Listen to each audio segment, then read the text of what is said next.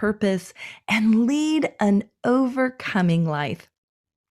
We are beginning a new series on supernatural healing. Jesus is our healer. He heals our bodies, our minds, our spirits. He heals relationships, and he heals supernaturally. I want to invite you to get involved with the Healing Rain community. Text the word encouragement to 44222 to tap into resources that are going to be instrumental in equipping you to live a supernatural life. Text the word encouragement to 44222 to begin your healing journey.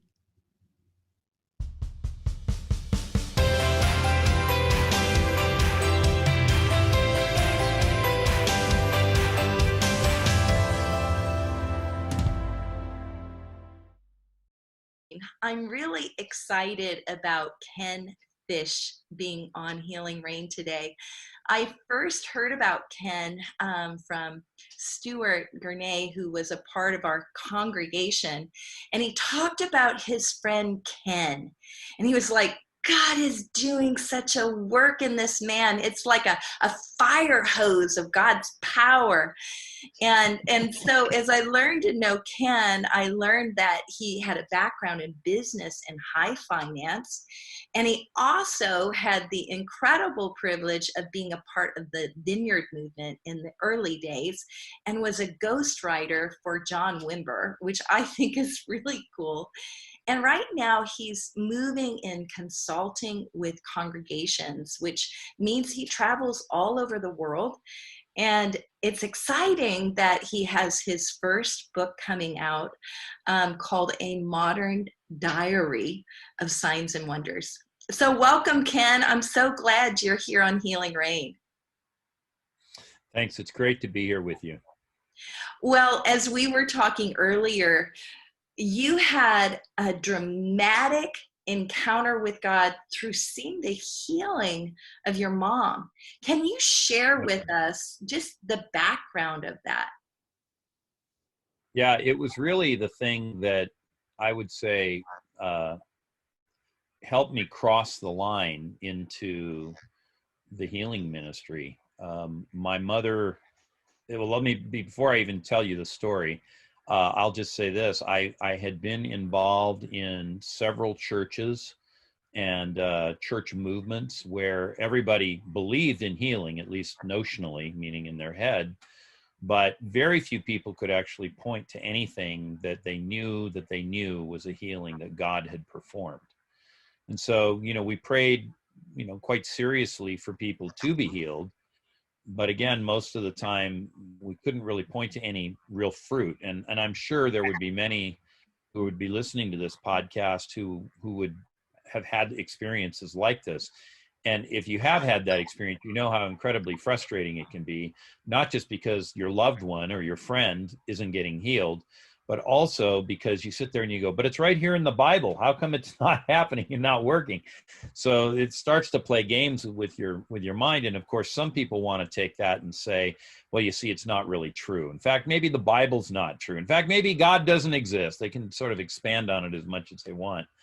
But I hadn't gotten to that point. I was just wondering, gee, how come we don't see breakthrough? So anyway, my mother had come down with a condition in her mouth, and it never was diagnosed, but she had these black sores all over her gums, the roof of her mouth, on her tongue, in her cheeks, and they were about the size of a raisin, but they were darker than a raisin. Raisins are sort of a, what do you want to call it, kind of a dark brown, but these were black. And she was having a lot of pain because of these sores, and she was drooling spontaneously. And so she's walking around everywhere with a cloth over her mouth. And, this obviously is not a very good way to conduct life.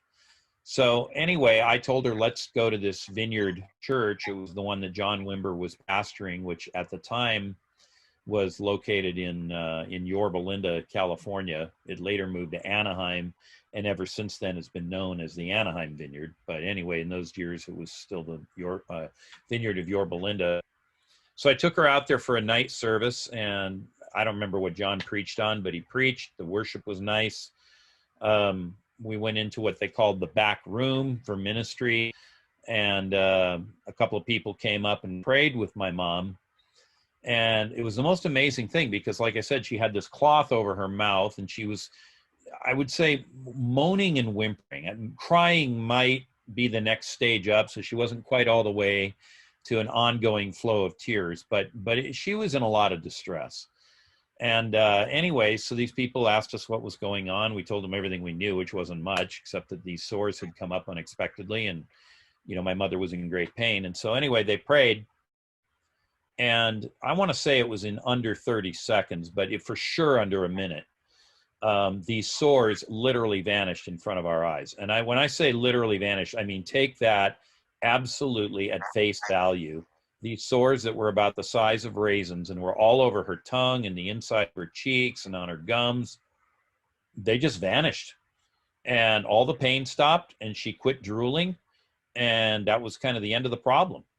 And I mean, it was right there in front of our eyes. So, when you see something, as it were, dematerialize, I don't know what other term to use, but when you see that happen, that'll get your attention. And so with that, I realized, wow, there really is healing in the world. And so that kind of got me going on a long journey that hasn't ended yet.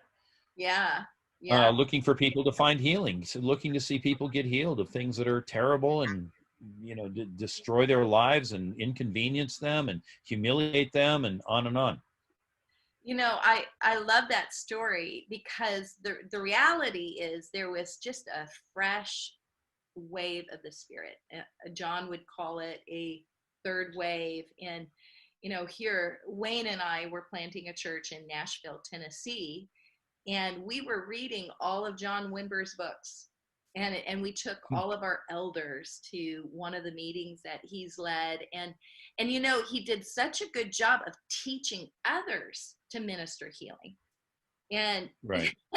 And so I relate to that early story, and I found myself, in fact, praying his 5 steps, not knowing that's what I was doing, teaching others to do it. And I didn't realize it. When I realized it, Ken, because I thought it was just my own, but I realized it when I came to a time that you were teaching, and I was kind of in the back row, and you're teaching on healing. And I think we hadn't met yet. Stuart had just brought me to this thing, and you called me up front, and I remember you praying, and it's the only time this has happened to me. You prayed for power to be released, and I was kind of knocked backwards, and my shoes flew off. And, ministry is a calling, and it's one of those things that takes faith. But also there's been fruitfulness.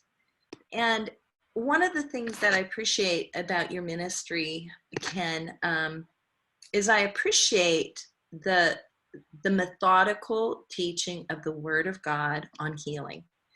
And I can imagine that COVID created an opportunity for you to finally write your book.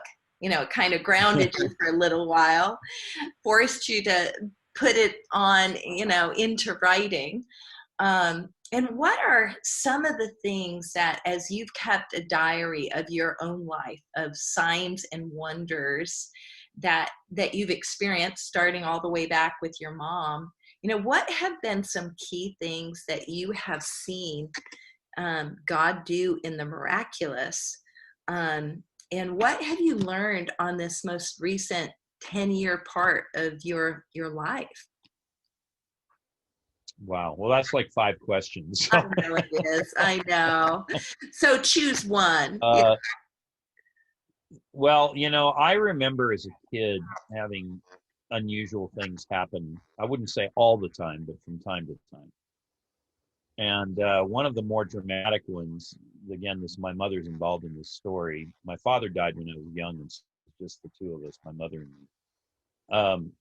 But we had gone to Michigan, where she had been raised, and my grandparents were celebrating their 50th wedding anniversary. And so, it's a big deal. And my mother said she wanted to drive, not fly, because she wanted me to see the United States. And I don't know exactly the years. I wish I'd asked her before she died, but I didn't. But somewhere in the early 50s, she had left Michigan and had left the upper Midwest and had migrated to California. But she had some kind of a hiatus in Las Vegas. And I don't know if that was like 2 years or five. But anyway, she lived in Las Vegas for a period of time. And she had some really interesting stories from her time working in Las Vegas, but that would take us off track, so I won't go there.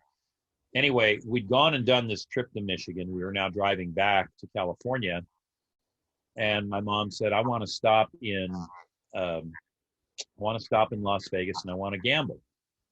And I said, "Well, okay." I mean, I didn't have much sentiment about this at that time because I was a boy, and I mean, I knew kind of that gambling is maybe on the shadier side of things, but what was I going to say anyway? So anyway, we roll into Las Vegas, and the city's all lit up, and the strip is lights and everything. And I remember it fairly clearly, coming down the freeway to Las Vegas, and so we get a hotel somewhere, and my mom says, "All right, let's go to the casino." So we walk in, and the casino has certain areas that minors are not allowed. And so my mom kind of stashed me in a place where she could watch me and I could watch her, but I was not in the no-fly zone, in the off-limits zone for minors. And so she says to me, what should I do? I want to play the slots. What should I do with the slot machines? And I pointed at a machine and I said, put a nickel in that machine. And it was a nickel slot machine. So this was in the early 70s. She, puts the nickel in the machine, pulls the one-arm bandit lever, and wins immediately $1,000 in nickels.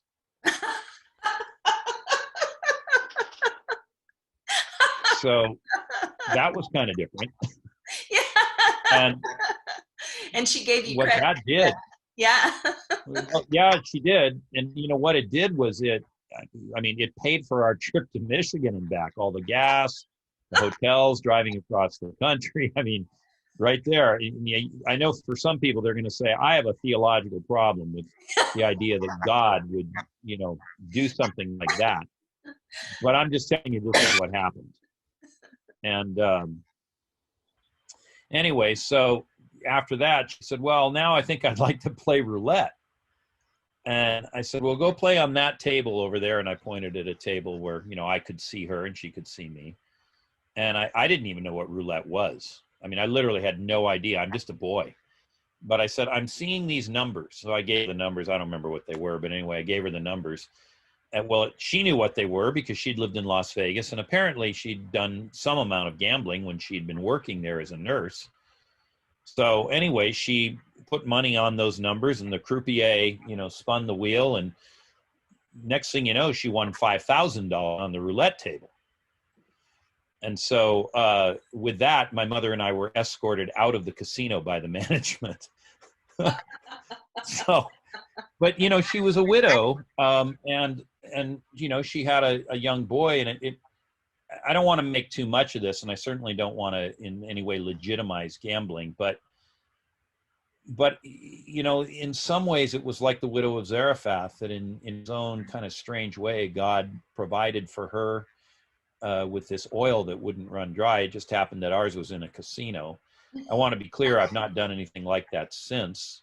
I don't gamble. I've walked through casinos when I've been in Reno or Las Vegas, but I don't play cards or tables or anything. But anyway, this was one of my introductions to the supernatural. And then when I went to college, well, just before I went to college, I got saved on the front porch of our house after an afternoon at the beach. And that salvation experience happened because God spoke to me audibly. I mean, literally, I heard God audibly.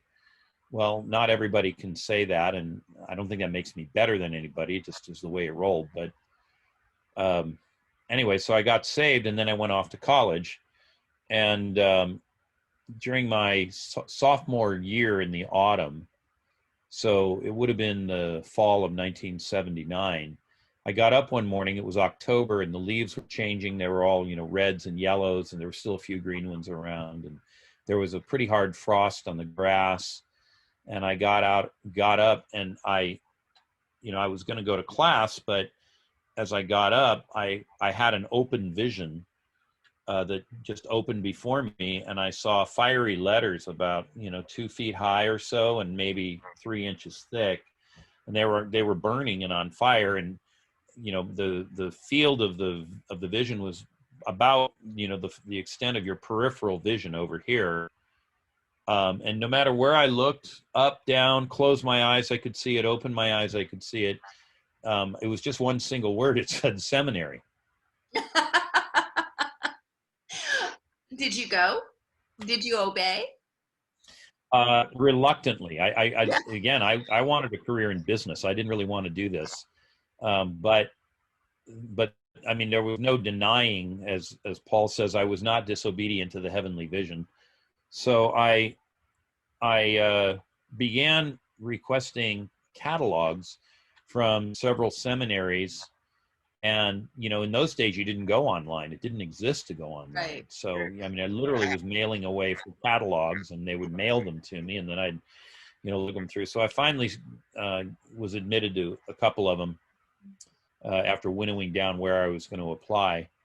And I ended up going to Fuller Seminary, which, as it happens, was where John Wimber was teaching the now famous MC 510 course. Although I will say, if you go to find information about that course, it's kind of tough to do now, because ultimately the theological faculty at Fuller decided they didn't like this very much, and they kind of banded together and got John forced off campus, and the class was closed down. But anyway, I took the class, and I became John's TA in the MC 510 Signs and Wonders class. So all of these were supernatural events, right? The the slot machine and the roulette table in Vegas, the salvation experience, the fiery vision during the fall of my sophomore year. I mean, all of these were supernatural. None of them particularly pertain to healing, but the healing thing happened after the fiery vision, and since then we've just sort of been on a roll. Now, the last part of what you asked was, what have I been learning? And I would just say, in the last 10 years, I've seen far more than I ever saw in the early years of my life. And I've seen all kinds of stuff. I've literally seen people raised up off of deathbeds. I have seen hundreds of people now collectively, not in one shot, but over time. I've seen hundreds of cripples and paralyzed people healed. I've seen innumerable cases of cancer healed. At one point, maybe it was 5 years ago, I had a group of 4 guys that were traveling with me around Australia, and we'd go into towns, and we'd hold meetings, and Was Faz we a were part of keeping that? Was Jeffrey I'm Fazl sorry? part of that? Faz? Yeah, he was one of them. Yeah, He's he was one one of of them. them. Yeah. Yeah. Go Stuart ahead. was one of them too. Oh, Stuart was with you too. Okay. Yeah. Yeah. But anyway, at one point we were keeping a journal, and I mean, most people don't believe this, but I mean, it was just, this is what happened. We were logging the stage 3 and stage 4 cancer cases that we were praying for, and we stopped praying for the stage 1 and stage 2 cancer, because literally all of it was getting healed. Literally all of it. So we over a period of a few months logged 400 cases of stage 3 and stage 4 cancer. And, we got the people's names and what kind of cancer was it, and, what kind of treatment were they under, and how long had they had it, and who was their doctor. And I mean, we had, documentation we were building. Anyway, so we prayed for these people as we went across Western Australia. And of the 400 that we prayed for, 397 were healed, and 3 died. Wow. So if you do the math, that's like a 99% cure rate. Now, I went back to the Lord and I said, what happened with these other 3? I mean, if you can heal 397, you can heal 400. And, Paul says, and go ahead. I think that's helpful to share the numbers. I mean, I think it's helpful to, and Luke always did that. He shared the factual part of what Jesus was doing. And I think it's helpful because it lifts our faith. in terms of the realness, authenticness of Jesus' miracles for today. Yeah. Yeah, it's exactly what it does. And I remember this one story. It was almost comical, except it was so serious that it wasn't comical. But this woman came up to me in this meeting, and she had some prayer cloths. And at that time in my life, I'd never once seen a prayer cloth work. I mean, I'm aware Paul used them in Ephesus in Acts 19, but I'd never seen it work. And so every time people would talk about it, I would just bite my tongue because I didn't want to rain on their parade. Yeah. But at the same time, I just had not seen it. So anyway, this woman comes up and she says, "Hey, would you pray over these prayer cloths?" And I'm like, "Well, I'll do it if you'll help me," because I didn't want to say, I've never seen it work. I don't know what the point is. But anyway, I had this woman join me, and we prayed over these prayer cloths, and she sent them out to 4 different people. And one of them was a guy who had stage 4 cancer. And he was literally in his last week or so of life. I mean, you never know exactly when someone's going to die, but his doctors had said, you won't live another week. So he was lying in bed, emaciated, frail, in great pain. This woman comes in with this prayer cloth, lays it on top of him. And within a matter of a few moments, he throws the covers back and bolts out of bed, walks into the kitchen, makes himself a sandwich, eats the sandwich, and then goes out in the yard and proceeds to use a push mower, not a power mower, a push mower, to mow the entire lawn. Wow. And she comes and tells me this story the next day. And I in my mind, I didn't want to quench her faith, but in my mind, I am myself thinking, you got to be kidding me. I mean, we all know that cancer, a lot of times at the very last few days of life, people kind of rally at the net. There's a big spike up. They seem to be stronger and better. And then boom, they crash and they die. So, she's telling me that this happened. And I'm like, well, this is one of those. I mean, I can't explain the sandwich eating and I can't explain the lawnmower and all that, but there's no way this guy's going to live. So anyway, 6 months later, I'm back in that area of Australia, because in those years I was traveling there quite a bit. And this guy walks up to me and he says, "Hi, my name's so and so." And I said, "Hi." And he goes, "I'm the guy who got the prayer cloth, who made the sandwich and mowed the lawn." And he looks to be the picture of health. I mean, he looks as healthy as I do right now. And I'm kind of looking at him, and he says, "Yeah, since I got that prayer cloth, I've put on over 50 kilos of weight. 50 kilos for the American audience is about 110 pounds." And so he'd regained all the weight that he'd lost. And he said, "I'm cancer free. My doctors confirmed it. I'm alive and well and doing great. Thank you very much." And I'm like, wow. Well, since then, I've seen a lot of other wild stuff. I told that story in China. Maybe it was in 2018, I guess, before the government started to crack down on house churches. And I'm in this meeting with a couple hundred Chinese in a house church. And we take a break. And I'm standing there talking to the pastor who's bilingual. And I turn around and said, "Hey, where'd everybody go?" And she said, "Oh, they all went out to the shops." I said, "Why'd they do that?" And she said, "Well, you told that story. So they all went out to buy whatever they can find." So, presently people start coming back and they've got shopping bags, and in them got, sheets and towels and, maybe napkins, but it's all linen goods. And I said, "What are they doing?" And she said, "They want you to pray over all their linen goods, and they're going to send them out to all their friends and family."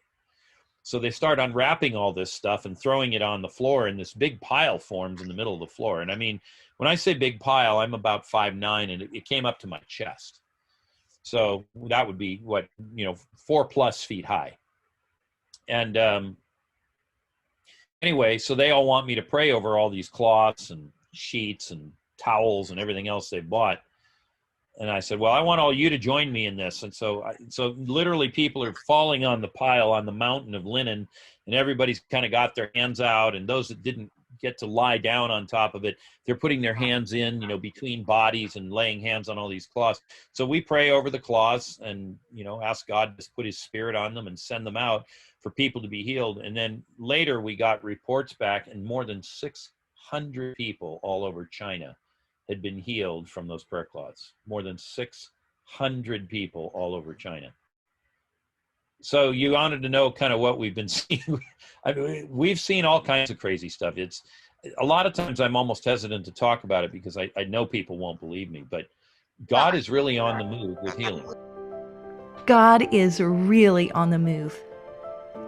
Today on Healing Rain, I hope your faith was stirred as you heard these miraculous stories with Ken Fish. Join us next time to hear the second part of our conversation. And as we close today, I want to invite you to get involved in the Healing Rain community. Text the word encouragement to 44222 to begin to walk out the supernatural in your daily life. Again, that's text the word encouragement to 44222 to get started on your healing journey.